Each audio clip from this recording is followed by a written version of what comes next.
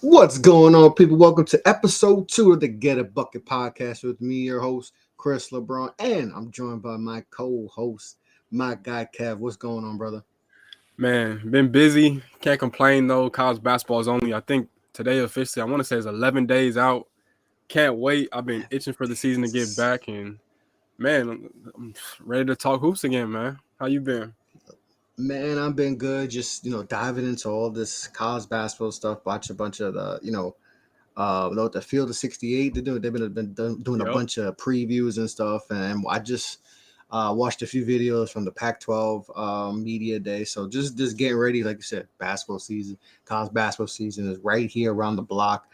What 10, 11 days out, and Yep. we'll get ready for tip off. And I think this is like the I think this is the last day without I think it's some crash song like that. Last day without we won't have basketball, till like March or something crazy like that. So, Yep. we getting into it, and we got a dope show for you. So we appreciate everyone who tuned into episode one. Episode one went really well. Got some positive reviews and all that. So me and Kev, put the work in, and we ready to give you another great episode of talking ball. We got a nice rundown for you guys. I think you guys are gonna enjoy this one. So, Kev, let's not waste any more time, bro. Let's get right into it, and let's get with our first topic of the day, and let's talk UCLA. And is UCLA the crown jewel of the Pac-12? Obviously, UCLA a few years back, Final Four, got some guys that they got some real talent in there, and they seem like they're destined to win the Pac-12 and all that. Got some competition, obviously Arizona, in particular, but it seems like they're definitely ahead of the class, the head of the table in the Yep. Pac-12. I think they're coming in at where are they ranked? They're ranked what, seventh? They're top 10 AP. I think Yeah. they're top 10 in the AP. I forgot exactly where, maybe seventh or something. Get exactly right. Yep, seventh. So they're seventh in AP and all that. So Kev, just you want to dive into UCLA a lot. So for you, what what stands out for UCLA for this season? Obviously, they got a lot of guys coming back and Yep. all that, but what for you in particular is making you feel in UCLA this year? I think the biggest thing is that I'll be honest, they did lose a ton of talent, and I want to start by saying too, like when they first hired Mick Cronin in 2019, I was not high on that hire whatsoever. So like No, I you can no, you were I even with was his not. pedigree with Cincy. What is he? I Murray was State not. too. I Like just he's had a few good stops. I just didn't see it. Like he's a good coach, and he's clearly proven that. Do not get it twisted. I just at the time I was just like, they were coming off Steve Alford, who was just like whatever he could bring in talent, but he couldn't really maximize it like that. And I just thought they Yeah. needed a for sure guy that you can trust. And clearly, their whole entire school had faith in Mick Cronin, and it's been a home run hire ever since. And like you said, they got to the Final Four a couple years ago.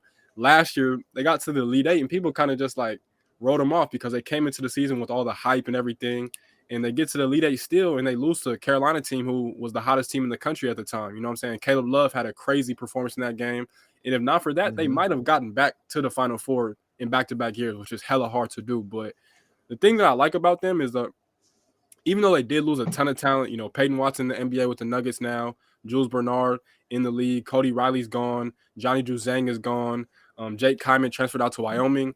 They still bring back some guys that were on that Final Four team and, of course, on the Elite Eight team last year, like Tiger Campbell, one of the most calm, steady, consistent, and poised point guards in the country, in my opinion.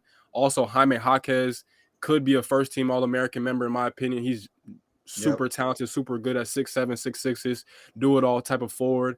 And then the thing that I like about them the most is that the freshman class that they're bringing in, that they currently have on campus now, get familiar with the name of Dem Bona. If you don't know who that is, play at prolific Big prep, man. excuse me, last year. He's a beast. It's been crazy because I've seen a lot of people's draft boards on this upcoming 2023 NBA draft. For him not to be at least top 20 is kind of insane to me because that dude is a workhorse. Mm-hmm. Like his best skill is that he just plays hard, and that's something you can't teach. 24/7, he's running down the floor hella hard. He's playing, he's getting early post position, he's creating that space. Like he is a monster. And UCLA, since Mick Cronin's been there, they haven't really had a consistent front court player, and now they got one of the best luxuries that you can possibly have in a damn bone. And then of course you got Amari Bailey, who I think is going to fit in just nice as well. You also bring in one of my favorite players too from LA, Dylan Andrews, kind of an underrated Yeah. point guard, 4-star. He's like 6'4", 6'5", is big body point guard. I think playing behind Tiger Campbell is going to do him justice, especially not just for this year, but in the long run as he starts to, become a leader. And to me, like they just have it. Like David Singleton, knockdown shooter, Mackie Tierney's from your ends, really good, solid, should be a backup big for them. And then Kenneth Nwuba should be, next to Bonus should be that main guy. So I love what this team has. Like you mentioned, the Pac-12 is kind of whatever this year, but Arizona is Mm-hmm. going to be down to their standards for, what they've Yeah. been, They, of they, course, they last lost a year. lot. Yeah, they lose, 4 NBA players, I think, something like that. So it's hard to Yeah. recover from that. Oregon should get back. USC should be solid, but to me, I think UCLA is clearly the best team in the Pac-12 this year. I don't think it's close. Like you said, the Pac-12 is kind of down. Pac-12 lost a lot of talent, and just UCLA, like you hit it on the head with everything. They have a nice combination of youth and some vets, and if if Jaquez is healthy and ready to go, like that's huge. He can score, and he's someone who's dabbled in the put his name in the NBA circuits, and so his name's been floating around though that as a potential draft pick. He's someone that could be there. So they have a good blend, and what did we talk about last show? Point guard Exactly. play, and that's what they have. That is that dude. So and then you add Amari Bailey, like, I've heard a lot of people say, well, he's overrated. I think people just, especially with the Sierra Canyon guys, like the exposure, obviously, because Bronny's there and LeBron. So people like tend to Yep. call those guys overrated and stuff.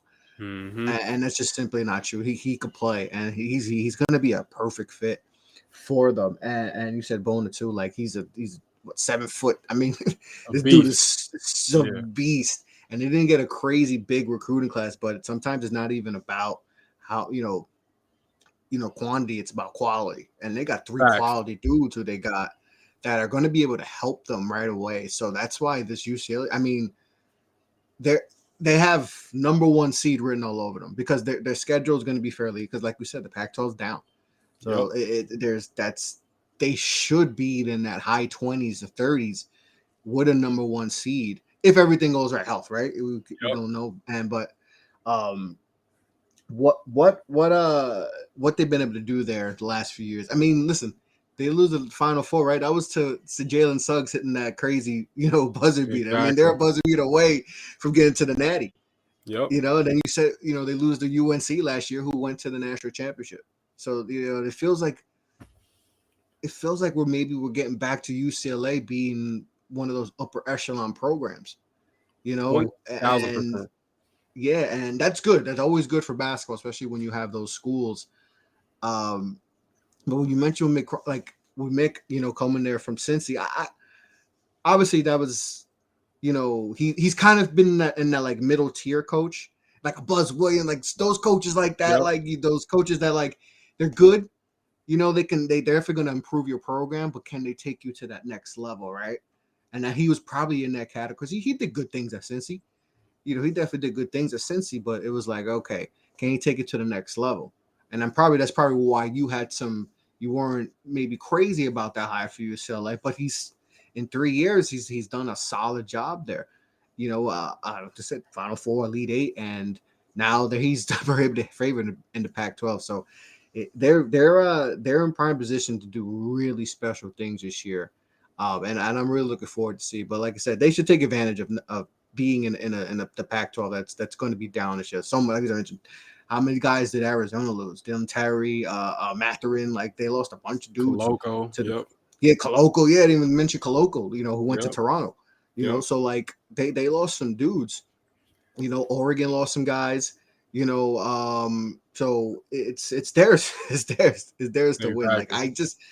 I don't see anyone, really giving them serious competition. Do you? Is there anyone else in the Pac-12 that you'd be like, okay, they could give UCLA a little run? Honestly, no. Like sometimes, most years, I want to say USC, but I'll be honest. Like Andy Enfield, he gets a lot of talent, but he never really maximizes it. Like outside of the Evan Mobley year when they went to the Elite Eight and lost to Gonzaga, like he's had plenty of talented teams, but he just hasn't really done anything with it. And Evan Mobley that year was the one exception. Like you got to give him credit for that because they beat, I think, Kansas and a couple other really good teams. But I don't really see it with them. Like I think next year they'll be good, but like this year, to me, UCLA should win comfortably. In my opinion, they should win by at least 3 to 4 games. Yeah, they should. They really should take care of business. But we're definitely going to be interesting to see how things go out there. But they're in prime position. Like I'm really interested to see how Bailey how performs. He, like I said, he's been in the spotlight for a while and all that. But to see him, at UCLA, in position to start and all that, and he's going to learn. Like you said, he's going to be paired up with Tiger. Who's what, a senior. Yep. And just has so much experience and all that. And I think that's why I like teams that have that balance of youth and that veterans, those upperclassmen. Because to me, that's kind of the formula you need to win or at least get deep into it. And we, like last week, we talked about a lot of the young teams like Duke and all that, like who are super young. Like they have Roach, but that's probably their only vet. Everyone else is just freshmen and all that. And though that's why probably people are scared for Duke this year. But you see UCLA, man, and if they're healthy, definitely should be a team that we're talking about going to the Final Four for sure. And the next schedule too is going to help them too. And one more name too that I forgot to mention. I can't even leave him out because that would be foolish. I think he's the key for them. Jalen Clark. Everybody watching him. Yes. And he was a big time recruit coming in last year. Yes, a couple years ago. And to me, he's the key, as I mentioned, like do it all type of guy. Like whenever Johnny Juzang and Jaime Jaquez were like injured or whatever, he would step in and they would not skip a beat whatsoever. So I really think this is the year that he takes off. He should have a much bigger role, should be a starter. And I think he's going to take that and run with it. Content Magic kid, went to Corona Centennial, which is a powerhouse out there, of course, in the IE. But I think that's the biggest key for them this year, Jalen Clark. Yeah. He's going to be a key for them too. Yeah, I forgot about him. He like I said, a few years ago he was a top recruit and kind of got lost in the shuffle a little bit. But and obviously they lost some guys. Peyton Watson, like I say, that's not really much of a loss because he averaged 3 points a game last year. So like, it was a weird fit. Yeah, it was a weird fit because like obviously the talent was there, but it's just like you never saw him. And I think if he was what they expected, maybe there's different results last year. But they, like I said, they lost some guys, but to be able to get some guys back and then add some of the top 5 stars they added in this recruiting class, I think good things should be happening for them because they have the squad. They definitely have the squad for sure to do some really special things out there. So very interested to see how they work out in the Pac-12. It's going to be interesting. I'm looking forward to watching them. So let's get right into the next topic. We're gonna head back to the My Coast. We're gonna head to, we're gonna talk about the Big East and some of the coaches.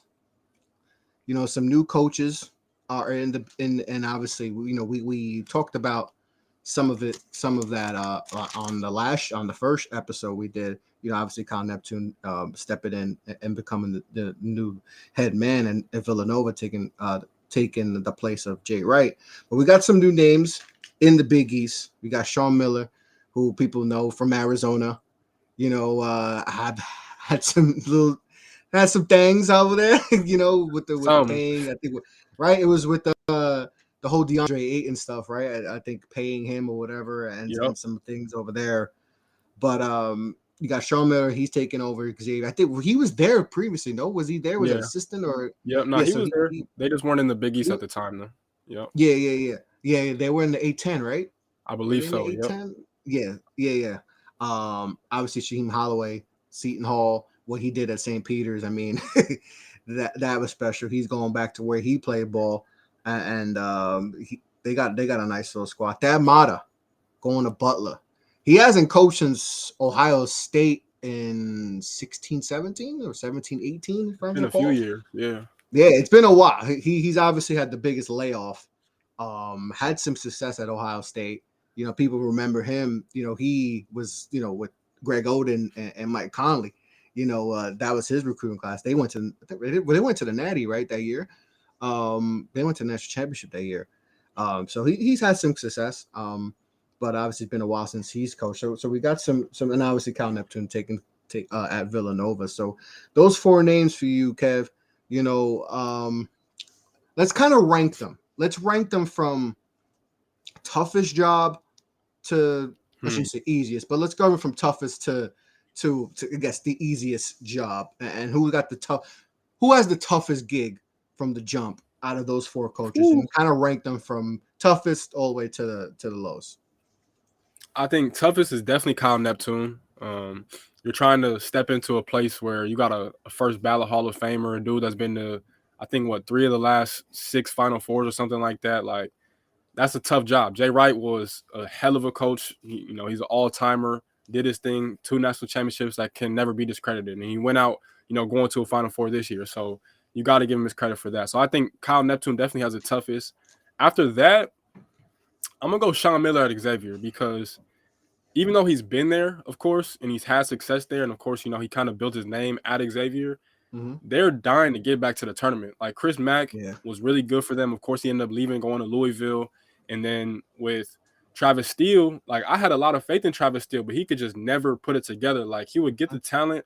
They had Paul Scruggs for all them years. And come February, come March, it was like they were playing hot and then they would just fall off a cliff and then they wouldn't make the tournament. And so I think the COVID year kind of messed them up a little bit too because they were destined to make the tournament that year, but he just couldn't get over the hump, and so they parted ways with him.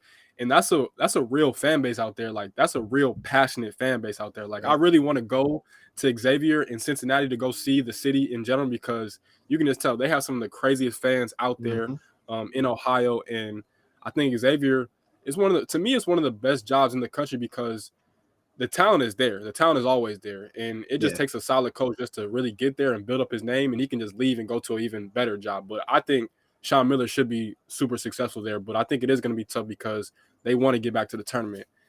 3, I'll definitely go Butler.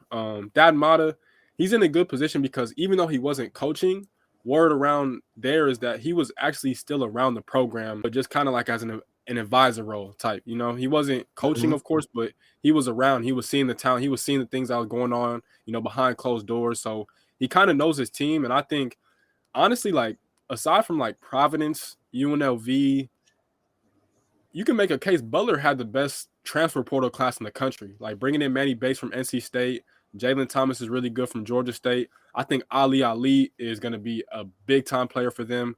Like they brought in some dogs, so I think that amount is probably right there. And then the last one, Shaheem, man. Like personally, that's who I have the most faith in, just because he's been there, he's done that, he knows what it takes. He was on Kevin Willard's staff as an assistant for a little bit of time before he took the St. Peter's job. He's now back home, and Seton Hall has a really good squad this year. And I think, him being from out there, not Jersey, but he's from New York originally, of course. I don't want to get that Mm-hmm. misinterpreted. He's Yeah, gonna know how man. to recruit. Those fighting Yeah, words, man. Those fighting words. exactly. So exactly. I already know, trust me. But he knows how to recruit. He's gonna be fine. I think honestly, like to me, I think he's gonna be better than his predecessor, Kevin Willard, if I'm being honest with you. Like I think he's gonna be No. better. Kevin Willard is gonna be fine at Maryland, but he never had that real tournament success like that. And I think Shaheen should be fine. Of course, he just came off an Elite A at St. Peter, so I can only imagine what he's gonna do at Seton Hall back home. You got Kadari there too, man. Kadari is a baller. Kadari is a baller. Man, So that's a good piece to start off with, to having a player like that. And I think he can maximize him because I I felt agree. like watching Kadari last year, like he was someone that I was like, yo, I feel like he has NBA potential and all that. And you saw flashes, Yep. but I think Shaheem can get all that out of him. Like he can do it on both ends of the ball too. So he's someone I'm really looking for. I think he can. It wouldn't surprise me if at the end of the year he's in the running for Big East Player of the Year, or definitely first team, because to me, I remember just being like, yo, I love this dude. I think he's better than what we saw. The consistency wasn't there, and I felt like he needs the right coach, and then boom, they give him Here comes Shaheen. It's like, yeah, there wasn't a player in the country I was more excited for than Kadari. I was like, yes, people are going to see because I put draft people on. I'm like, yo, I know you have him outside your top. I'm like, and I feel like he even if he did stay or wanted to go to the draft, I felt like he was someone that would be on a roster right now. But I'm excited. So I'm just gonna give you some push. Like I'm gonna go back and I'm gonna tell you some of the negatives and see how do you feel they can overcome that, because some of these coaches, not that some have some baggage like like Sean Miller and all that, but some are gonna have some transitions because coming from small schools and now you're going to a bigger school. So let's start with that mod. Obviously Butler, I think the biggest thing for him is he's been away. Yes, he's probably been around the program, but he hasn't been on the sidelines, right? He hasn't been on the court. It's been a while. So do you think he can adjust? Because that's been the thing is, 2017 is the last time he coached? That's a long time. And then Kev, the game there's NIL, there's a whole transfer portal. The game has changed. So that's the one thing I kind of would worry with him in particular is the adjustment with being away for those 5-6 years, having to deal with NIL and dealing with the transfer portal and all that. How do you feel about that? Yeah, and that's super valid. I can't even go against that because I agree. That to me, that's going to be the biggest thing, especially because let's be honest, he's up in age, and I was honestly surprised when the news he's an older cat. He's an older cat. Exactly, and I was surprised when they came out and said that they were going to hire him, in place of LaVar Jordan, who of course they fired, which I thought was wrong, by the way. But again, that's the biggest thing. You got to be able to, like, when you're a coach in college, like, it's so much different than the NBA. Like NBA, when your season's over, you can go vacation. You're gonna do a little scouting with the draft and different things like that. But for the most part, you know what your roster is gonna be next season. Exactly. College, 100%. it's nonstop. As soon as the season's over, not only do you have to again recruit players that you're trying to get to your program, you got to re-recruit your whole roster. You got to dive into the transfer portal a little bit. You got to understand, dudes' wants and needs. Like it's a 24/7 commitment, and I hope that he doesn't get overwhelmed with that because, again, like you mentioned, it's a complete different ball game now. Like dudes are committing to these schools. Some won't say it, but some are committing strictly just because of NIL, and there's different reasons to every single student athlete. Like you can't just pin it on certain things, but that's just how the game is right now, and people are chasing the money more than ever, which is fine to a certain extent. But that matter. It's weird because out there, like hoops is historic out there. That's the number one thing in Indiana. Like they pride their basketball over everything. And of course, you got Indiana with Mike Woodson, you got Purdue with Matt Painter, and now Thad's stepping into this position again. Like this is a team that in the program that's trying to get back to that NCAA tournament, and they're consistently good. They had the Kamar Baldwin days; he was a dog. So it's gonna be tough. I'm very curious, just like you. I'm curious to see how he works it all out, but that's going to be the biggest issue. I don't really get concerned with the on-the-court stuff. It's more so the off-the-court stuff, and that's going to be the biggest key. Like you said, adjusting. That's all it comes down to. Yep, and like you said, man, coaching in college that's a 24/7 gig, man. Because remember, you're dealing with kids, you're dealing with young kids who and you're dealing with egos. Like I know we got egos in the NBA, but that's stuff. A lot of it's money and all that. But now you got kids who were the dudes in high school. A lot of these kids were probably the guy in their high school, whatever state, whatever county, whatever. They were the dudes. You got to deal with that. And you got to re-recruit. You recruited these guys, and then you got to recruit them still because you got to make them feel good. Well, this guy didn't play. Oh, I want to go in the transfer portal. So that's a big thing. So I think that's something Thad's going to have to figure out. All right, let's go to Shaheen. Obviously, St. Peter's, he went to Seton Hall legend and all that, so he's coming back home. But with that comes pressure, right? And that comes a lot of pressure. And we've seen this before with players who go back to their alma mater and they don't have the success. Like we're seeing with Penny, right? Penny's kind of, we saw with Danny Manning. No, not Danny Manning. Who was the other guy I'm thinking of? I forgot his name, but we've seen this. Chris Mullen. Yeah. The Chris Mullen at St. John's.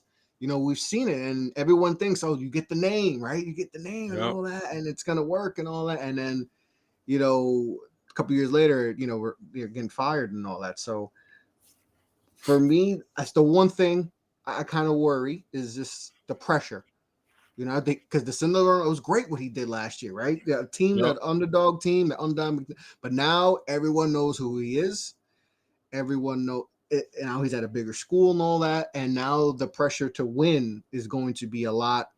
It's me excel. They're gonna they gave him money. They want to win. Yeah. So that's probably the one thing I kind of worry. How do you feel about Shaheem going to a bigger program, going to his alma mater now, and now coming with that expectation? And like I said, we've seen this before where players go back to their schools and it doesn't really translate. So for me, that's kind of what I worry about for him. How do you feel about that? Kind of like I said earlier, like I think he's gonna have the biggest. I think he's gonna have the smoothest transition just because of, like you said, him being there, him understanding what it takes. And again, like it was a long time ago when he played. Like I think he took him to the Sweet 16. I want to say in 2000, if I'm not mistaken. And that's a long time ago. I was 1 year Yeah, old at that time, and like 2000. I was not. What was that? 10? Yeah, I was 10. I was young. exactly. So the thing with me though is, as I mentioned, like him being on the coaching staff with Kevin Willard a couple years ago, kind of showing him the ropes. And like, if we're being honest, Seton Hall might be the toughest job in the Big East right now because recruiting kids to come respectfully to South Orange, New Jersey, it's not really. It's not. It's not I've easy. never been there personally. I'm not. I'm not hating by any means, but I'm just being honest. Like, it's a Recruiting in the tri-state area, period, is tough especially for exactly. men's basketball. Very tough. Exactly. And most kids from out there want to leave because rightfully so, they want to experience other things, which you should. Everybody should leave their hometown. But my thing is that you look at the roster they have. You mentioned Kadari Richmond. I think he's on breakout watch just because, for the simple fact that Kevin Willard was good. Again, I don't want to sit here and down Kevin Willard, but Shaheen was an actual point guard. He knows what it's like to be on the floor and to, point Exactly. things out and to lead guys. And I think Kadari's going to have a dude that he can really connect with. And then my biggest thing with them this year, like to me, Seton Hall is the most slept on team in the Big East. I think they should be a top 4 team in the Big East. They should I make the agree. tournament. And when you look at the rest of the roster, like Trey Jackson, Tyree Samuel, and Alexi Yedna are all 6'9" plus guys that can defend, stretch the floor and shoot threes, and play in the post. Like that's super valuable. And they bring in a plethora of ACC transfers between Alamir Dawes from Clemson, knockdown shooter, Dre Davis from Louisville, another really good player, and Femi Odukale, I believe is how you say his name too, from Pitt. And they bring in Casey Ndefo from St. Peter's, who was the most important defensive player on that St. Peter's team. Like he's just a monster. I think his game, kind of how I talked about Adem Bona earlier, like he's not 6'11", 7 feet and big as hell, but he just plays hard all the time. And I think that's why they're going to be successful, man. They just have pieces. And I think Tay Davis, another name to watch out for. He is the younger brother of Dre Davis. They're both from Naptown. Shout out to Indianapolis. He's going to be a player too. 6'9", 4, can play on the wing, can play in the post. He's going to be a problem too. But again, I just think that even though he went there and the expectations are super high, like you said, he's coming off an Elite Eight appearance at St. Peter's, which a lot of people couldn't even tell you what city St. Peter's is in. He should be fine. I truly believe he has the right staff, in my opinion. Again, being from there should make the transition super easy for him. He's going to know how to recruit. To me, like, if I'm being honest, I think he has the best path to success out of all these guys. Like, not just year one, but just like 5 years down the line, we're going to look at Shaheen like, yeah, this was a perfect home run hire for Seton Hall. Yeah, and I think he's going to tap into that New York, New Jersey market and get those kids to stay there. A lot of those kids aren't going to St. John's, like, they're not going.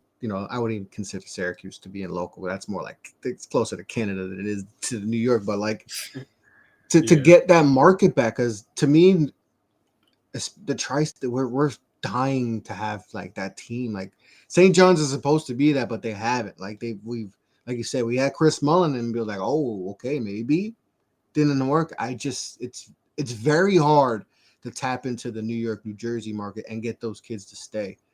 If there's a dude that can do that, it's Shaheen. It's Shaheen. Like, Yeah. and like you said, Kadari is a Brooklyn boy.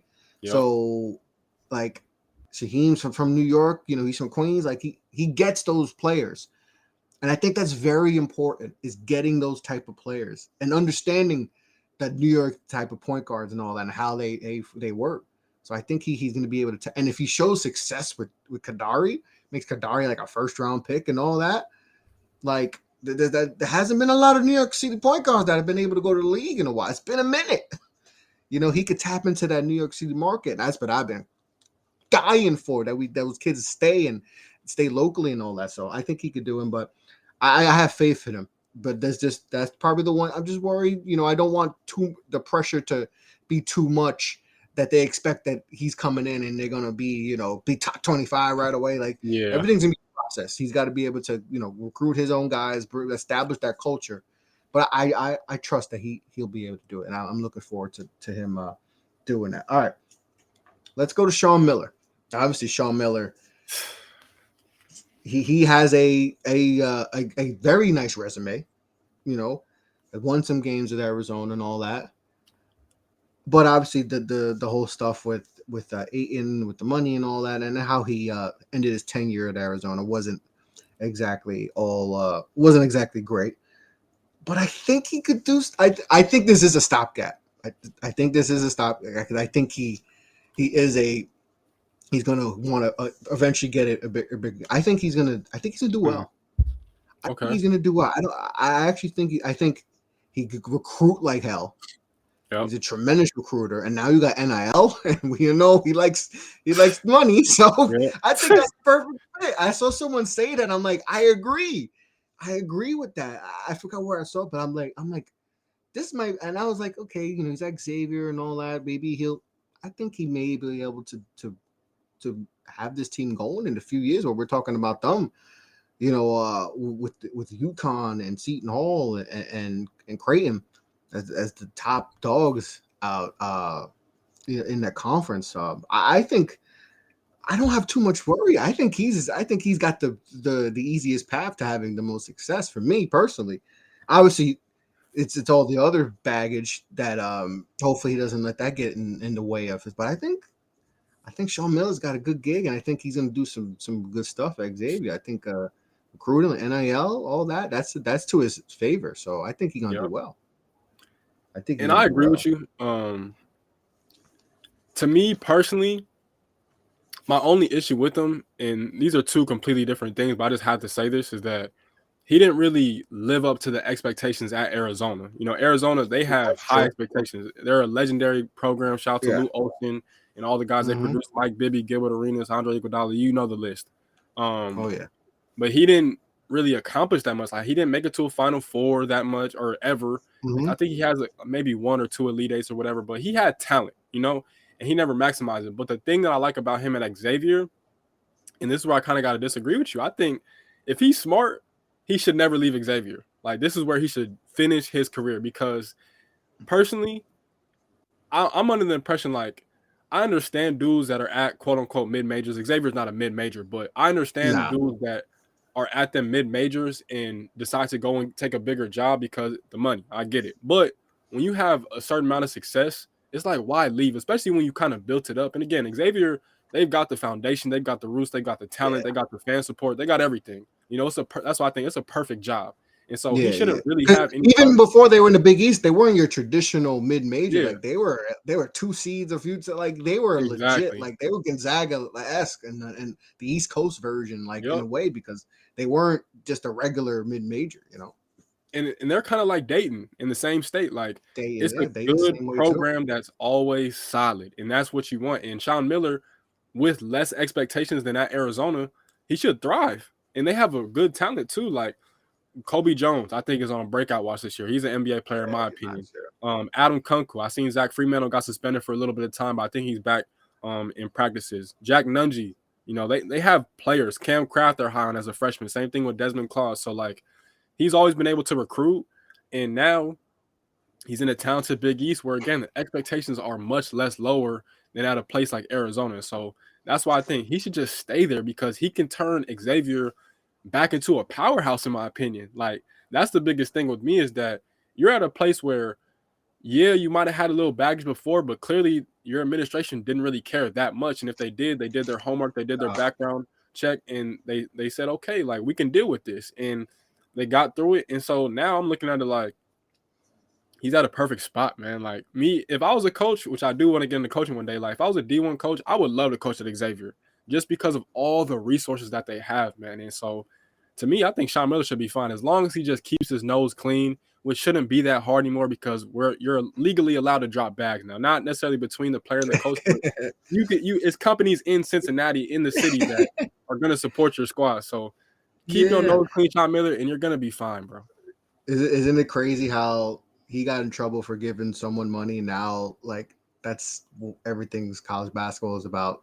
Who's giving out the most money now? Isn't it crazy? And that's just a few years ago. Yep. DeAndre was what 4 years ago? 2018, 2017, 2018. 2018. Yep. So what? So it wasn't that long ago. So it's like it's Yep. crazy how just in a few years, boom, the whole college basketball landscape has changed. But I think he'll be all right. And then maybe he should stay there, if he's success. But he's in a good program too. Like Xavier is no slouch. Like they've done a lot of good things. So let's go to the last one, Kyle Neptune. Obviously, he's at Villanova. We talked about it last on the first episode about him, so we won't go too into it. But for me, obviously, it's the one thing you worry about is he's taking the place of a legend. Yep. So can he put his imprint? And the same thing we talked about with John Shire taking, with Coach K. Like those shoes are huge shoes to fill. Jay Wright, 2-time national championship. He's done especially the last 5 to 7 years.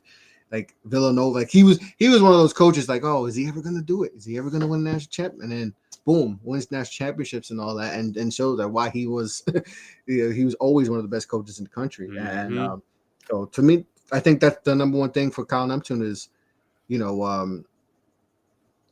just fill it. Can he fill those shoes?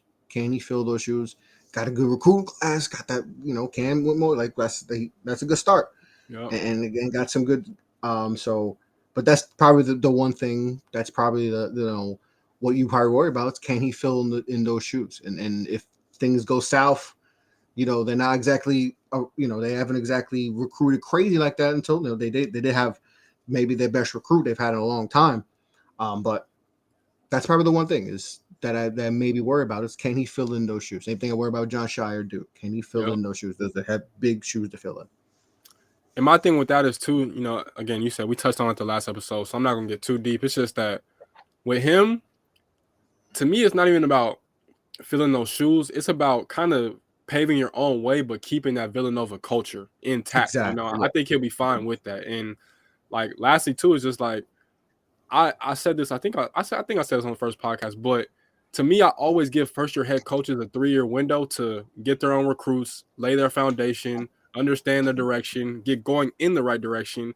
And so I think that year 3 is going to be, key for him because again, like Jay Wright helped you get Cam Whitmore and Mark Armstrong, and he brings you back some really good players like Eric Dixon and Brandon Slater. You lose Gillespie, but Justin Moore is going to be healthy, hopefully sometime around New Year, and Big East play before that, hopefully, God willing.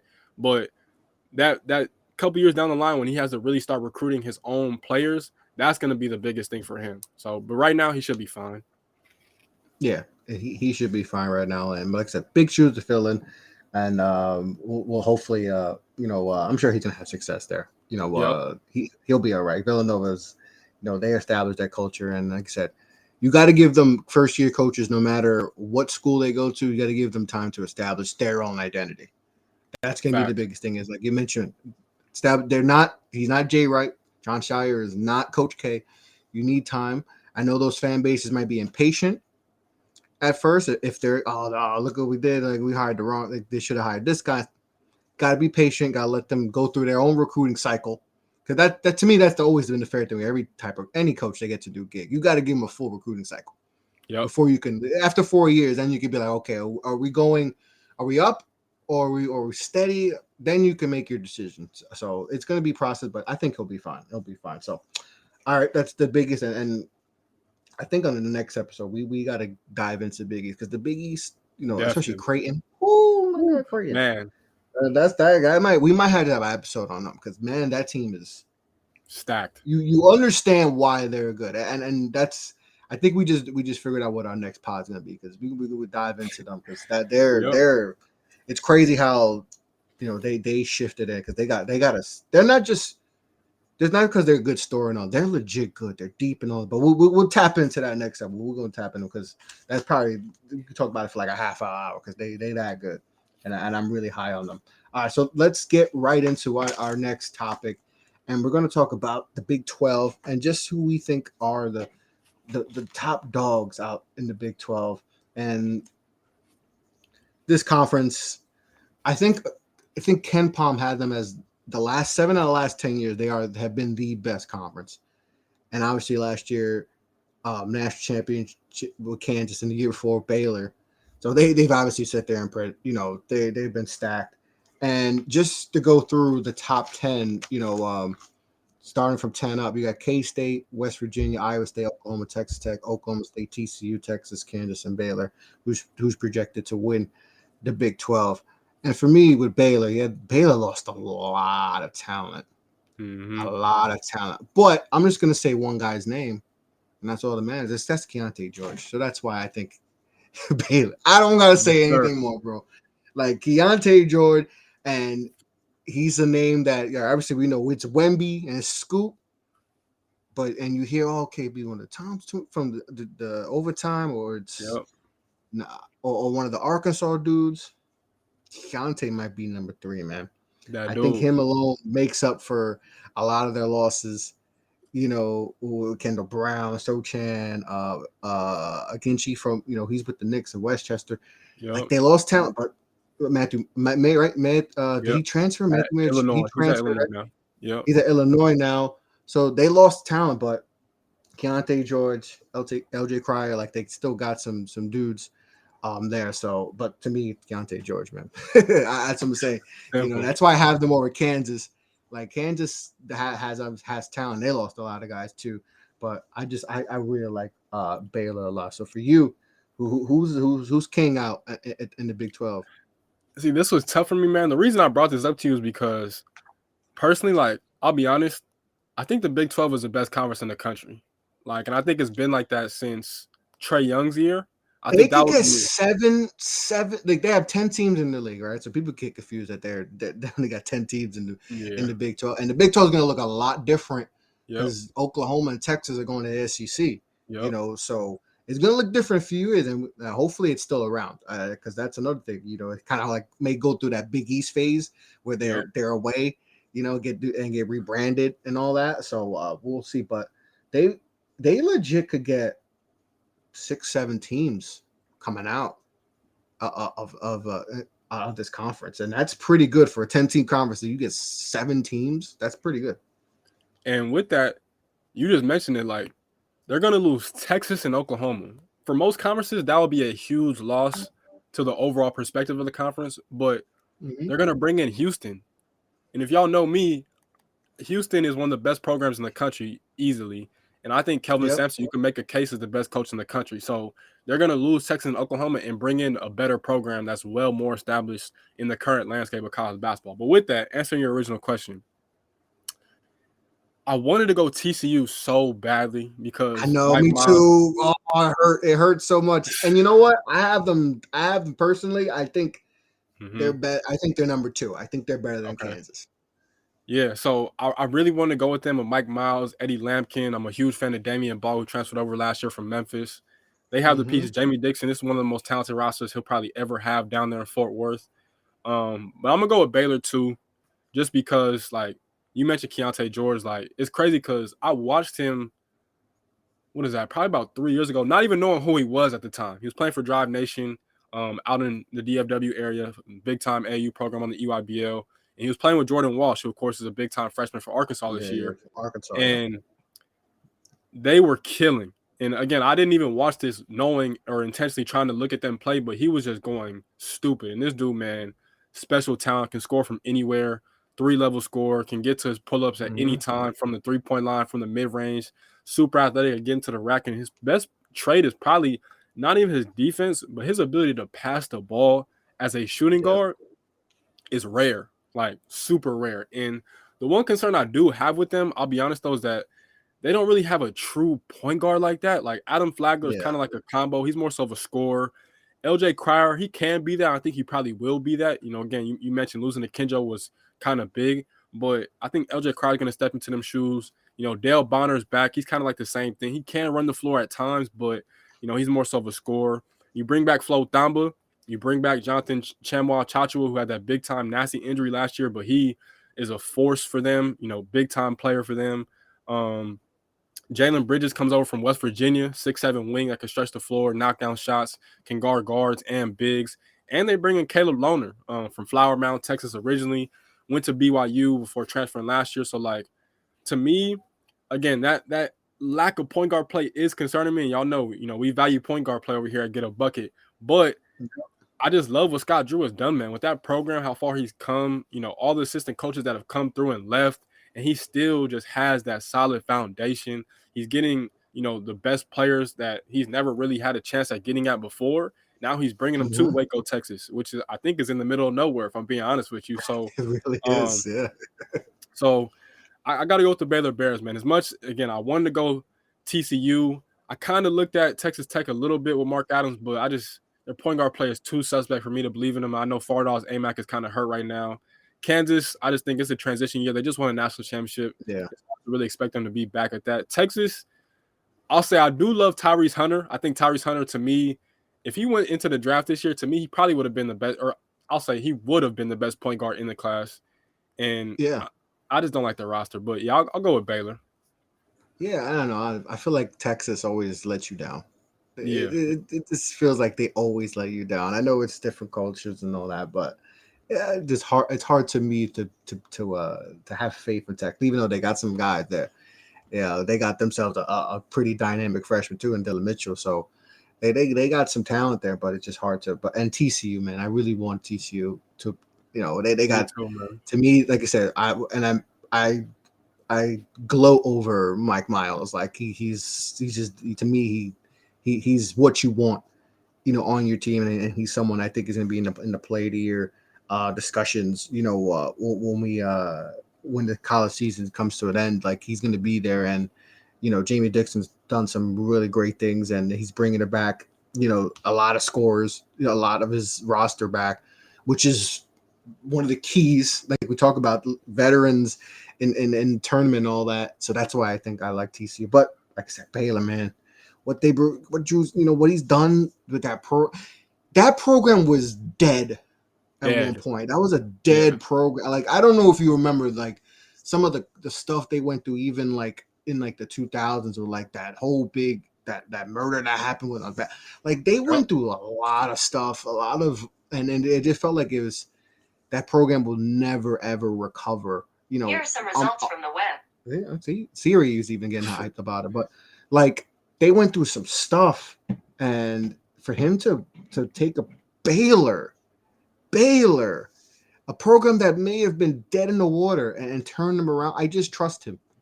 You just trust coaches, the certain coaches, like you don't, even though the rosters and it can be, there's a lot of turnaround, but you're like, I just trust him, and he's getting there. He's one of those coaches that I feel like I just trust, and that's why I think I got Baylor.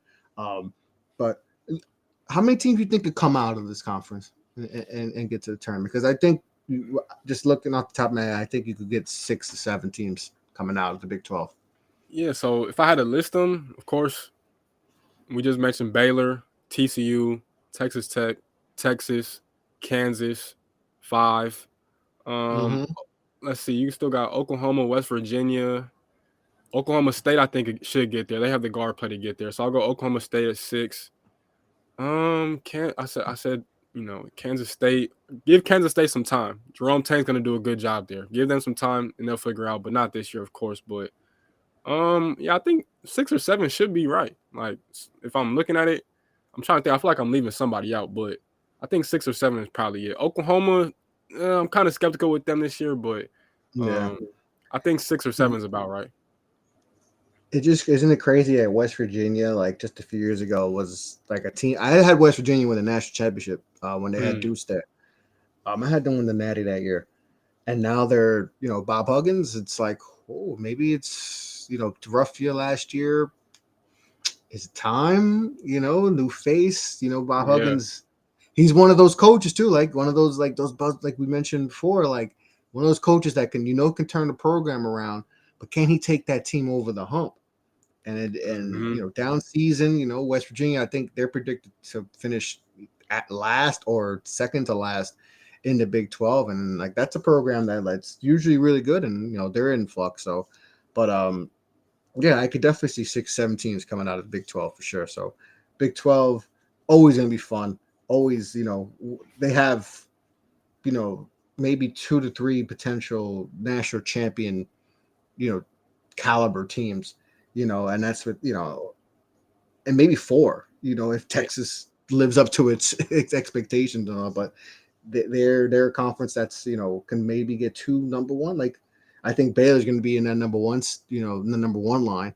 I think, you know, and that's something we'll dive into the next show, who we think will be our 4 number 1s and all that.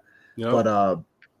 But yeah, I love Baylor, Keontae George, Elder Cryer. They got some guys there that I really like, you know, and the coaches as good as you get in college basketball. So Big 12 is gonna be a lot of fun this year. And that's why I'm high on the conference too. Real quickly, is that look at the past 3 national championship games, if I'm not mistaken. This past year, Kansas cut down the nets. Last year before that, Baylor cut down the nets. The year before that was COVID, whatever tournament didn't happen. But before that, in 2019, Texas Tech made a run, and they went to the national championship game. So, like, they're consistently getting in the tournament and making deep runs. And, again, being in the national championship game, that's all you got to say about that. That's 3 different schools I just named that were in 3 different national championships within the last 4 years. Like, that should tell you everything you need to know about the Big 12. The Big 12, and everyone talks about the Big 12 with football and all that. But, man, Big 12 basketball, it is a problem, and it's real. And like I said, I hope, you know, with all the transitions, with, you know, losing OU and Texas going to SEC, but like you say, they're getting Houston.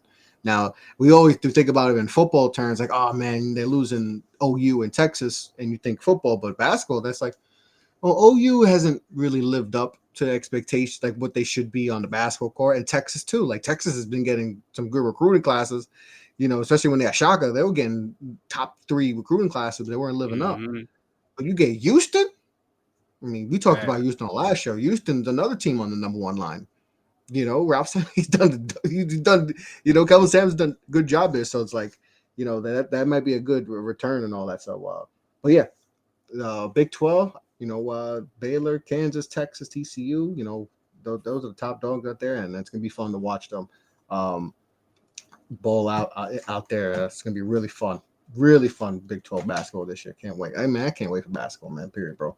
I'm excited. All right, so let's get into some of our sophomores that we're looking forward to this year, and just a couple guys I have, and we kind of wanted to talk about Creighton because we're really in love with Creighton. So I'm going to mention some of the Creighton guys that I like, because this is probably why most of America likes them. Obviously, you know, Ryan, the Nembhard family, man, like they got some hoopers. Point guard. They got a point guard factory in that family, you know,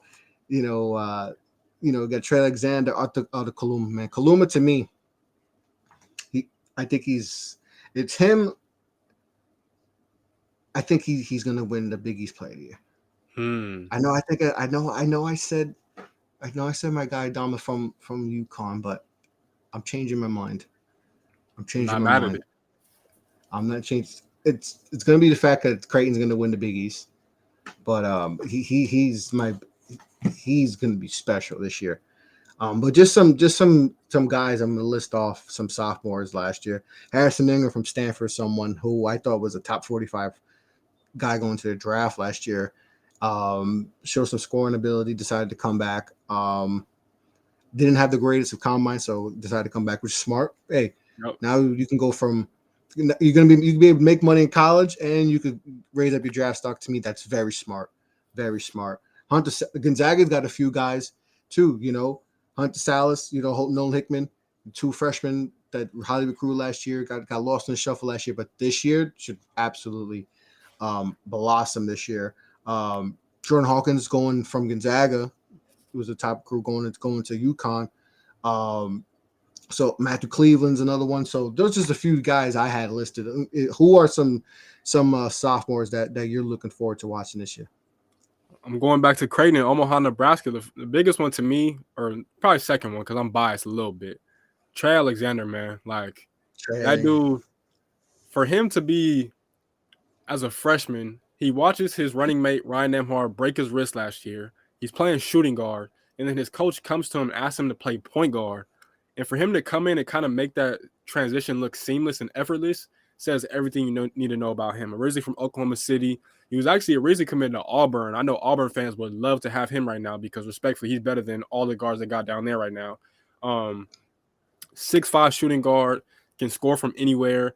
I've been saying he's an NBA player for the past few years now. I think a lot of people are starting to realize that, and he's only going to get better and better. Like you mentioned, with Nembhard, Kaluma, adding in Baylor Sharman, bringing back Ryan Kalkbrenner, Big East Defensive Player of the Year. I know we said we'll talk about Creighton, but with that nucleus, I think Trey Alexander is going to shine. I think he's probably the best scorer on the roster. Him or Kaluma, maybe Sharman, but Trey Alexander is just that dude. And then going to my ends, my Michigan State Spartans, the name I want you guys to remember is Jaden Akins. A lot of people have been super high on him. I've been high on him, watching him back when he was in high school. I feel like if COVID didn't happen, a lot of people would have known about him a lot more because that would have been his 17U year on the EYBL.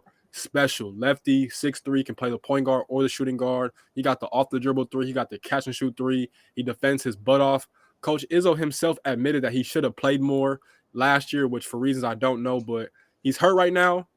He will be back by the beginning of the season. He didn't play in our scrimmage this past weekend versus Tennessee, but he will be back. I'm telling y'all right now, that is a dude who is going to shoot up NBA draft boards. I promise, on everything that I love. Not even just me being biased and being a Michigan State fan, but just watching this dude. He could have went anywhere. I think his other choices out of high school were like Florida, Michigan, and Mississippi State. He could have went anywhere and been nice. And then my last one, I'll finish with this, is Deron Holmes from Dayton. Deron Holmes, man, originally from Arizona, was a monster last year. At 6'11", like, he can just do a little bit of everything. Can space the floor, can post up, can play within the offense, doesn't got to be the main guy to have an impact on the game, plays winning basketball. He was skinny as I don't know what last year, and I can't even imagine what he's going to look like this year, putting on weight, getting stronger, understanding the physicality of the college basketball game. Like, that dude is the main reason I'm high on Dayton this year. And, of course, Malachi Smith, who's from New York, too, he's really good, too. He's going to have a big-time sophomore year as well. So, like, when I look at Dayton, the reason I'm high on them is because of that sophomore class that they have returning. They should be one of the best duos in the country to me. So Deron Holmes is a dog. That's another one. He's not on a lot of NBA draft boards right now, but I promise you, come December/January, they're gonna start talking about him. No, they better be, because he is. Yo, what are they cooking in Mount Verdi that they just be? Yo, yo, they just got, like, it's crazy the talent. Like, I know they got a few schools, but like, I don't know, the water in there in Florida is rich because they just producing, talent after talent after talent. It's really impressive, like, what they doing over there. Like, but yeah, he's someone to definitely watch out for. And there's a lot of guys, like, and a lot of these guys, dabbled into the draft last year. And I think one of the positives about NIL is that it gives kids, everybody wants to make the league, right? We all know that. Yep. But now there's that fallback. Like, okay, let me dabble in the draft. Let me see where I'm at. All right, I don't like where I'm at. I'm going to be top 50. I'm going to be outside second round. I'm just going to go back to college. I got this NIL money. Boom. I still get money. So I'm not losing out like in the past where you put your name in or, you're screwed. You're going to go back to school. You're not going to make no money. Now it gives kids an opportunity to at least come back. So that's why we're seeing a lot of these freshmen that probably would have just, been screwed or whatever. They, give them a second opportunity to make some money and get a higher draft stock. So there's a bunch of, sophomores that Efton Reed, he was he's going to Gonzaga. He's going to be backing up, but he might be one of the best 6-man in the country.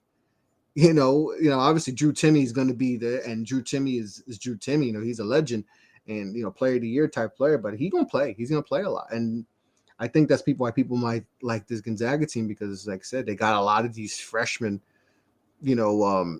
that may have been didn't play a lot last year and didn't get enough time, that, if they blossom and if they play up to what you expect them, that you, along with the veteran they got, that they can do some stuff in Gonzaga. So that's gonna be interesting. But there's a lot of talent. There's a lot of talent out there that I like that. I got one more for you real quickly.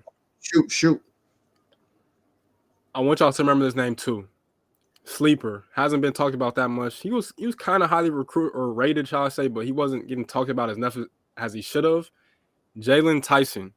He was at Texas last year. He transferred to Texas Tech this year. I've heard a lot of good things about him coming into the summer, and they say he's supposed to be one of their best players this year. 6'6", big body wing. He's from Plano, so he's from Texas. Remember that name. That's another one I want y'all to remember because I thought the fit at Texas was kind of weird last year because they brought in so many transfers that it was kind of unfair as a freshman. But at Texas Tech, they're saying he's that dude, and he should be getting the ball in his hands from day one. So remember Jalen Tyson. That's another name to watch out for. Definitely got to be a lookout for him. Definitely on lookout for him. All right, so we're going to get a few more before we wrap it up. Another great show. We just got a few more things I want to ask you about and kind of some newsworthy things. Obviously, we could do a whole show on Kanye alone because what we've seen from Kanye, bro, that's an adventure. That's a 3-day pod alone. Like what Kanye is gonna. But we're not gonna dive into what Kanye has done or said, but more of like the ramifications of what he has said and how it's affecting the Donda Academy. And we've talked about that. Like they got some serious hoopers, but with everything going on with him and, he's losing a lot of deals. And unfortunately, one of the deals is, his school. Now I've heard some rumor that they might just like the school is going to be completely just, that's it. It's done. K through 12 is done, which means that the basketball team, and they were replaced in a lot of tournaments. And now there's rumors that it's kind of a lot of their players are kind of being blackballed in a way, which I think it's kind of ridiculous that because it's his words, not theirs. They're hooping. They're players, they're students and all that. And the fact that those kids have to suffer because of this, for Kanye's words, I think is really, really disappointing. And I hope something gets figured out with that because it's the basketball season's here, and I want to get your thoughts on another situation too with what happened in New York City with Manhatten, and they fired their coach and now their whole school. I don't know if you heard about that, but that's another. But look, the Donda Academy stuff. Just give me your quick thoughts on that situation, and because it's a really unfortunate what's happening.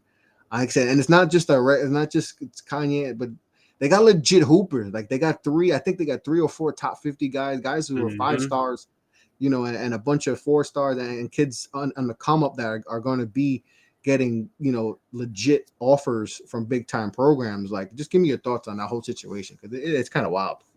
You said it yourself, super unfortunate. And my thing with it is kind of, shout out to Jaylen Brown. He's kind of been in defense of the school, even though, of course, he parted ways with Ye and Donda. He was saying that, like, because he's been there, like, it's a real school. And I've been trying to tell people that, like, I know it just sounds crazy. It just sounds like thrown together. But I've heard from a few people that they actually, like, are a real deal school. I don't think they're officially accredited, but they run it just like I don't think they're accredited yet, but it is, as real as you can get if Exactly. And so for them to just do this, like, it's one thing to cancel everything kind of going on. Like you said, we could talk about that for whatever. I've honestly haven't even talked about it because it just is what it is at this point. But for them to impact people that don't even really have anything to do with it, it's just like, come on now, what are we really doing, man? Like, y'all already did all this other stuff, but like, it's kids that are really trying to go to college and different things like that. And these dudes are literally, like you said, they're 1 to 2 weeks away from their season. They already started playing games,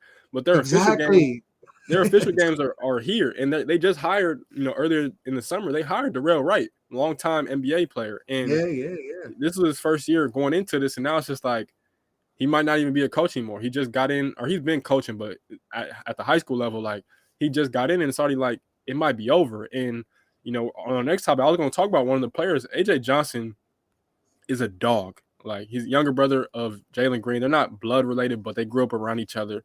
He's from Fresno too. One of my favorite players in the country, 6'6".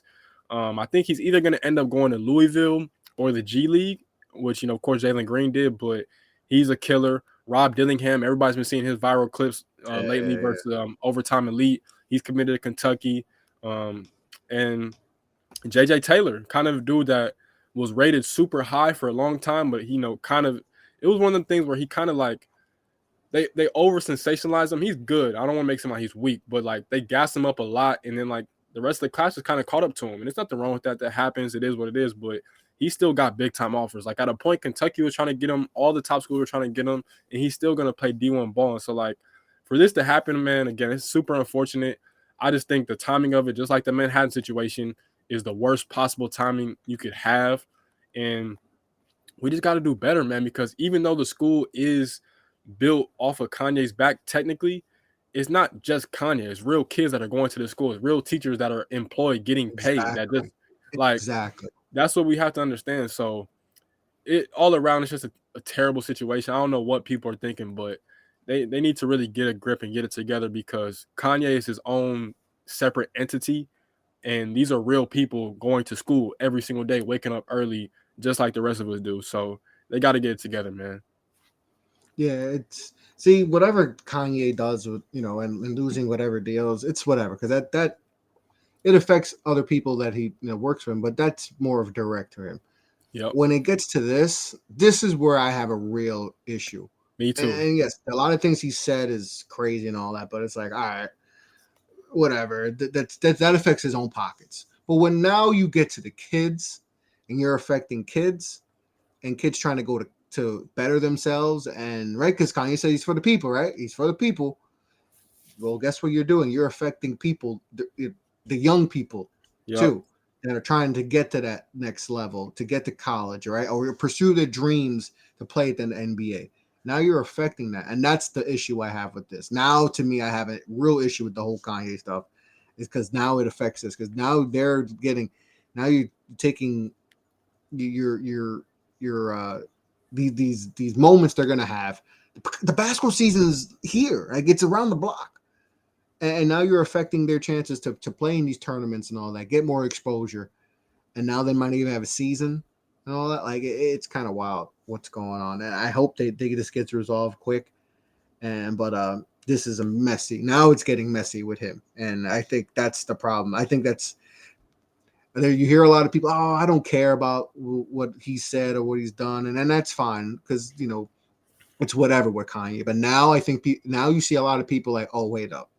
Now you're messing with kids and affecting kids and their education and their chances to better their future. Now I have a problem. Like, it's crazy. Like, that's the biggest issue I have. It's like with him. It's like now you don't realize, the whole freedom of speech stuff, blah, blah, blah. Like, well, guess what? With that comes consequences for what you say. And this is the consequences. Like, I don't care that he lost Adidas. I don't care. That man has enough money that he'll be all right. Exactly. The biggest is an issue when you affect kids, their futures and all that. I haven't, and most people are having an issue. And now it's like, okay, you done really messed up, Kanye. You messed up your own money. Nobody cares. Nobody's crying for you with that. Yeah. You're messing with kids' futures. That's where a lot of people are gonna have issues with it. I can't even come back at you with that, because you hit on the head. Like, that's exactly how I feel, man. Like, it's not just about him, and I know he probably knows that to a certain extent, but again, this is about the kids. This is about the future. You know what I'm saying? Like, we got to do a better job. It's just in life, like, of valuing our kids and valuing what they do and who they're gonna become. Like, and Crazy. I'm just at a point where it's just like, this is ridiculous, dog. Like, again, I haven't even commented on the situation because I really don't care that much personally. Like, people just let it get mad at everything nowadays. And I'm not saying what he said was right by any means, but exactly. I'm just like, don't feed into that sometimes. It's cool to ignore people sometimes if y'all didn't know. But like, now it's at a point where, again, like, these are real kids, dog. Like, they're just trying to enjoy high school. And you got to think too, at the same time, these are kids that were in high school during COVID. If you're a senior, you missed a year of high school because of COVID. And now it's just like, dog, they might not even have it just because some person said something that people didn't like. And I'm just like, this is getting out of hand, man. It is one thing, but now this to close down the school, dog. Like, come on, what are we really doing here? Yeah, it's definitely disappointing with that, but and now the Manhatten stuff, and if people don't know what happened with Manhatten, so like, they fired their head coach I think two days ago, Yep. and which is unprecedented to do that right before the season starts. And now there's chaos because the players went on social media and expressed their frustration, like, you know, you're firing the coach, with the season's about to start and you're firing the coach right now. And the Jaspers were like, projected to win the conference too. So it's not like they were just Mm-hmm. based. They were supposed to be a legit team, So to me, another crazy situation. Like, how do you decide to fire your coach a week? And now everyone's in the transfer portal. So you might not have a roster, Kev. Like, they might not have a roster to fill out. Everyone's in the transfer portal. It's unreal. Like, I don't get what happened. I haven't seen exactly why he was let go. But to me, it's like, all right, if you knew you were going to fire him for whatever, like, shouldn't it have been done like after the season, like the season's concluded, so like you can find your next head coach and not have this. Now you're a week and a half out before the season starts, and you're in chaos, and now I heard like 10 guys are entering the transfer. It's ridiculous. It's wild. Jose Perez was the player, is Yep. their best player, and now he's in the transfer portal, and now he's going to get offered. But now it's you screw those players because now I'm not sure how it works. I mean, a lot of teams they got all their spots filled up, so there's no way he could play right now. So it's like he's entering the transfer portal, and he's already a redshirt senior, I believe. A lot of these guys are seniors and all that. So is that it? They're not allowed to play? Are you giving them another year of eligibility? Remember, a lot of these guys lost to COVID, Yeah. like COVID year. Mm-hmm. Like, so like, it's like, how does this happen? And you're going to lose a lot of your good players. You're projected to win the conference. Like, the Jaspers were supposed to win their conference. And now you got your whole roster in the transfer portal. It's one of the most bizarre things I've seen. Like, I thought that we got the Donda Academy stuff, and then it's like some bizarre things happening right now in college basketball. But like, just give me your thoughts on that, because I couldn't believe when I saw the reports. So my thing with that is that unless the coach is just absolutely terrible, which I don't think in this case it was, it's never really a right time to fire a college coach, because like, for the most part, like, especially in this instance, like, I understand, firing them right after the season, that's fine. You give the new coach a chance, get the search firm, give the new coach a chance to get some transfers, whatever. But to fire a coach 2 weeks before the start of the season, yeah, that's not even just a bad look on the basketball program. That's a terrible look for the school as a whole, because now it's probably some dudes that are looking at it like, why would I even want to go there now in the future too? So it's like, I need to do some more research to really figure out what happened, because I'm pretty sure it's out there somewhere. But just looking at it from a bird's eye view, it's terrible. Like, dog, like, Jose Perez is a player too, by the way. If you haven't watched him, go watch him. And I've seen it's been a few coaches that have reached out. I've seen DePaul reached out, TCU, Georgia Tech, NC State. So he'll be at a better program, within the coming months or whatever. But like, dog, like, again, like you said, if y'all had even the littlest inkling that you guys were going to fire him, you should have done that months ago. Because now you put your players in such an unfair situation that it's like, some of those dudes, as much as I don't want to admit this, it's a chance that some of those dudes go into the transfer portal and they just stay there and they never find another home. They never find another school. You know what I'm saying? And that's the thing. Like, you can go be in the transfer portal. It doesn't mean you're going to get picked up. Like you said, you could be there forever, and that's it. Exactly. And a lot of these guys, that might be the situation. So that might be it. Their college basketball career could be over because you fired the coach. And to me, and there's no, just for like this, there could be more, but from what I read, the only thing is that it's his last year of his contract. I mean, this is a guy who's been there for over 10 years, and there's no reports of like misconduct or any allegations or anything. Like, he didn't get there's nothing. So it's legit. They just fired him. So obviously they have a reason. I don't know what. I'm sure hopefully we'll find out why, because it's kind of bizarre you would do this, but it's wild what they did. It's really crazy what they did, man. It's just stupid, man. I don't get it. No I don't explanation. get it. I mean, again, I don't know the whole story, so I'm not gonna say it like that. But just the timing, man, it's ridiculous. It's like they don't even think about the players sometimes. No, and maybe there's got to be something to it. I don't know. I'm not gonna speculate what, but just from what I read, there's nothing tied to it. There's no other. So like, there's something had to have happened. But still, to do this, just a week and a half away from the season, it's kind of wild. And then now you're gonna lose your best player. The face who just transferred there not too long ago. Like, and I was preseason player, MAC player of the year. Like, it's crazy, man. It's crazy. I don't know what's going on in Manhattan. This is what we got to fix. New York City basketball, man. It's too much going on, man. We got to fix it. It's a lot of teams are down right now, but it's definitely wild. It's definitely wild. But I don't know. I don't know what happened. Hopefully we'll get more news, and if we do get more news, we'll definitely chime in on the next pod.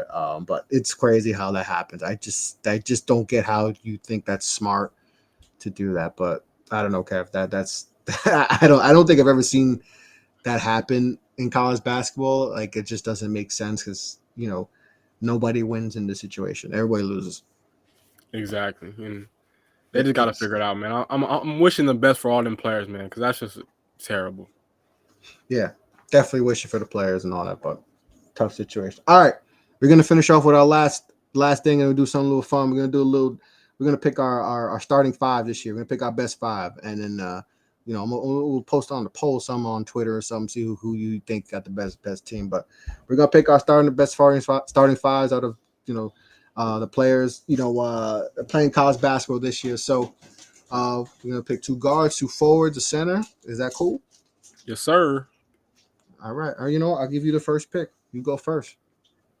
I'm gonna go with your boy, straight from your way, out of North Carolina, RJ Davis, as my point guard. I think he's destined to have a big year. A lot of people love to talk about Baycott and Caleb Love, but to me, RJ Davis is just as important as anybody on that North Carolina roster this year. Okay. RJ Davis. Okay. All right. RJ Davis. All right. So my pick is up. I'm gonna go. All right.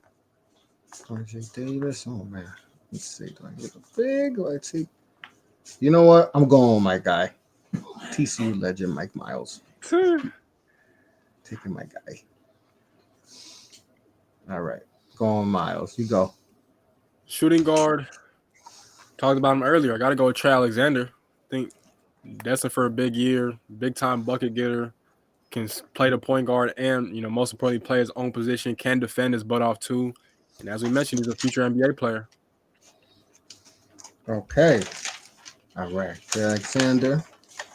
All right. All right. Oh, Arthur Kaluma. There we go. That's my guy. Arthur Kaluma, my pick. I'm going to go for my small forward spot. Another guy I mentioned earlier, out of Akron. Shout out to LeBron. Ali Butler came over from Akron. Okay. I think he's going to have a big-time season again. Remember that name? I know I've been saying that a couple different times, but 6'8" dude that can just score from anywhere. He got NBA range, can play inside or out. Dog, real-life dog. Okay. All right. Let's see. All right. So I got some in my guard. I got a forward.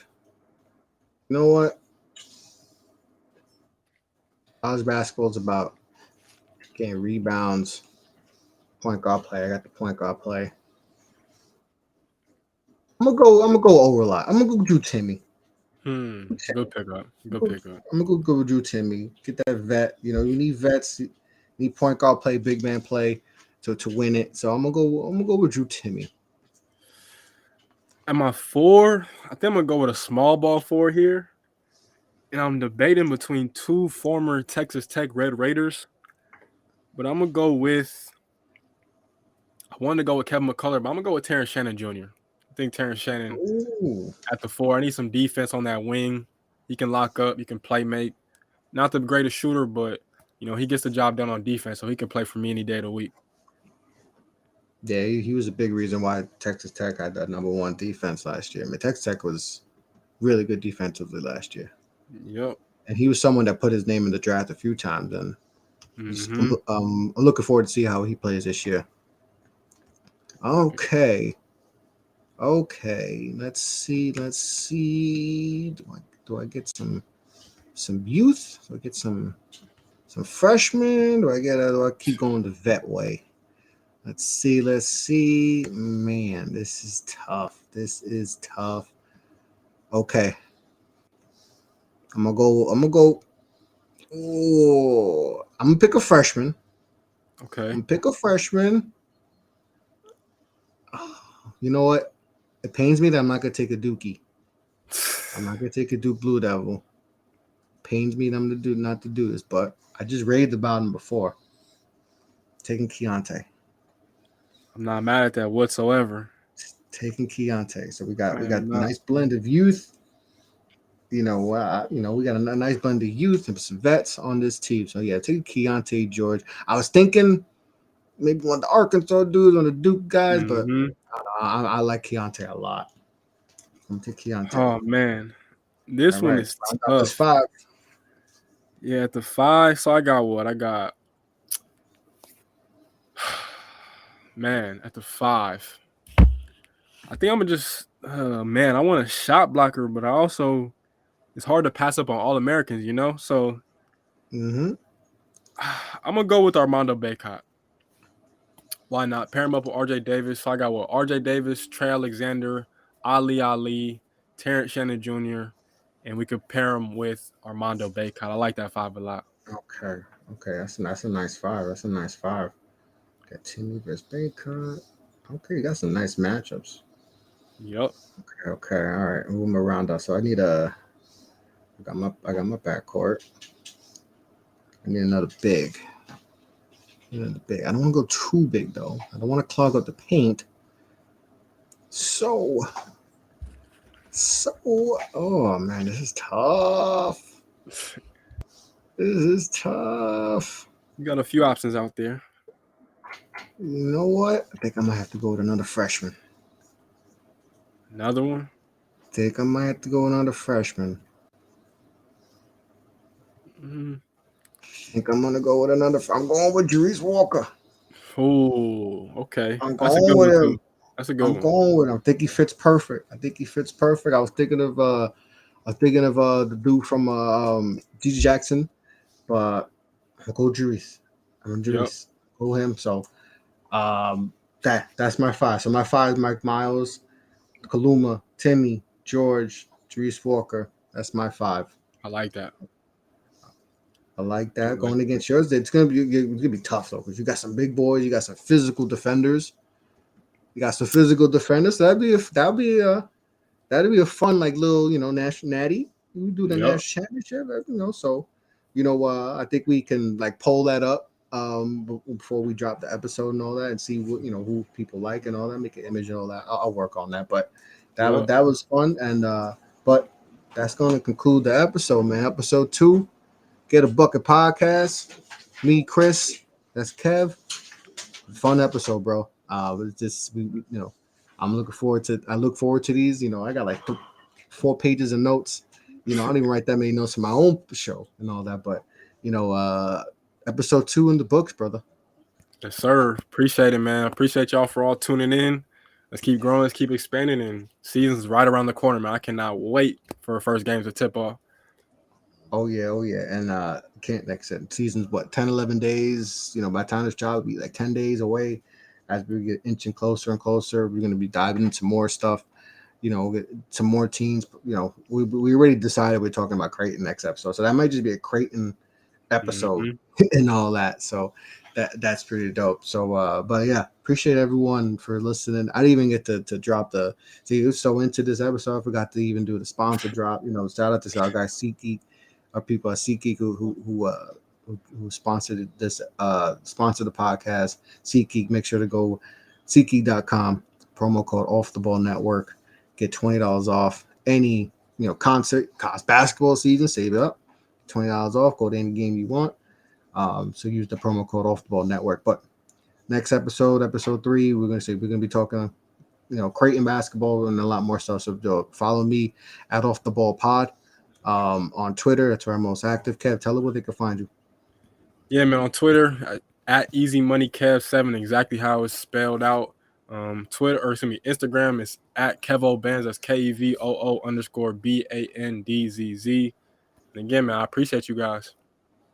Yes, sir. So make sure to follow us on social media. That's where we're most active: Instagram, Twitter, and we'll let you guys in to what where we're gonna drop the next episode and all that. But like I said, appreciate everyone who's tuning in. Appreciate everyone who's give the positive feedback off the first episode. I hope you guys enjoy this episode just as much enjoyed the first one. And make sure to leave 5 stars on Apple. I think Spotify got a rating system now too. So if they got ratings, drop a 5-star. That helps out the pod and all that, grow that. So also I host the Off the Ball podcast. Make sure to check out that. Got some stuff coming out this week. But on that note, be well, be safe, take care. Get a Bucket Podcast. Peace out, guys. Peace.